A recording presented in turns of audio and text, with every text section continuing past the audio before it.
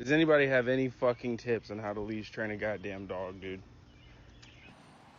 Yes, in 3 steps with any dog in about 15 minutes. So the way you start this process is you're gonna want to get a Hermspringer 2.25 millimeter prong collar. If you have a dog 90 pounds or greater, you can get a bigger size for these Hermspringers. Now you're gonna wanna fit this high and tight on the dog's neck. If you don't know how to do that, look up a video on how to properly fit a prong collar. Once you have it fitted correctly, you're going to want to condition the dog to the prong collar. If you don't know how to condition them to a prong collar, again, look up a tutorial video on how to do that. Once you have that prong collar fitted and conditioned properly, you're going to want to condition a reward marker.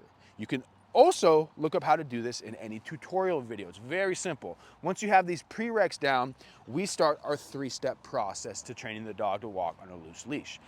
Now, the first step of that is 180-degree turns. So all you need to start this is the prong collar with the 6-foot leash attached to the prong collar and a bag of high-value treats. And you're just gonna start walking in step 1 in 180-degree turns, just back and forth, back and forth. And you're gonna hold the leash right here tight to your chest, and every time you wanna turn, you're just turning. You're not worried about if the dog is coming with you or not. Now, if the dog doesn't come with you, he's gonna hit the end of the leash. That just happens. We're not trying to give our dog some big correction. There's no negative emotion involved. It's just like, hey, if you don't turn with me, you hit the end of the leash. But if you do turn with me, you're going to mark and reward that behavior. So we're creating this black and white picture of the undesirable behavior that we don't want to happen, which is not paying attention, which is pulling on the leash, which is going the other direction.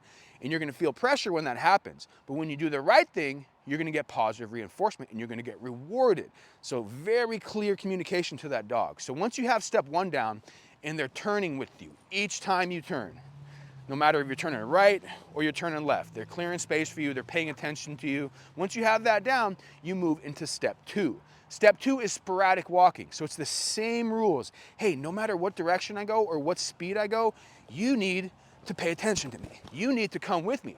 If you don't, that's okay. You're just gonna hit the end of the leash and that's that. Now you're holding the leash right here. You're moving in all different directions. You're trying to throw that dog off. You're speeding up. You're also slowing down and coming to a stop. If you come to a stop, the dog needs to come to a stop as well. Now, once they are following you in every direction, left, right, when you're speeding up, when you're slowing down, when you're stopping, you can move on to step 3. Now, dogs will catch on to this pretty quick if you just execute it very quickly, very efficiently, and you're confident, and you just walk and you demand that they come with you. You know, that's their job, and it'll help them a lot to get through their training and get freedom and get to go places with you the sooner they understand.